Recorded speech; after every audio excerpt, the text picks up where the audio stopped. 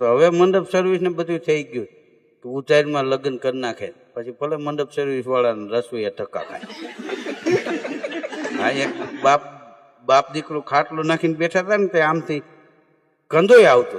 એ છોકરો કે મારા લગ્નને 6 મહિના થઈ ગયા બાપુ, જાંબુના રૂપિયા બાકી છે અને દીધા નથી. બોલો આવે હમણાં ઉથળે લે કે તું શાંતિ રાખજે.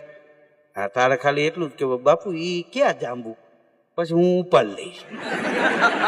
હા, ત્યાં તો ઓલો આવ્યો કે ભાઈ આ લગ્ન થઈ ગયા ને 6 મહિના થઈ ગયા, જાંબુના રૂપિયા બાકી છે કે 150 કિલો લઈ ગયા છો. તો છોકરો કે બાપુ ઈ ક્યાં જાંબુ, હવે તારા લગ્નમાં ન હાલતું, મહેમાન માંદું પડ્યું ને ઉલટી ઝાડા થયા ને આપણે લઈ ગયા. આ કેસ લખાવવાનું હજી બાકી છે. ઓલો કે હવે પૈસા નથી જોતા, એ કે ના તો 500 હામાં જ દેતો જાય.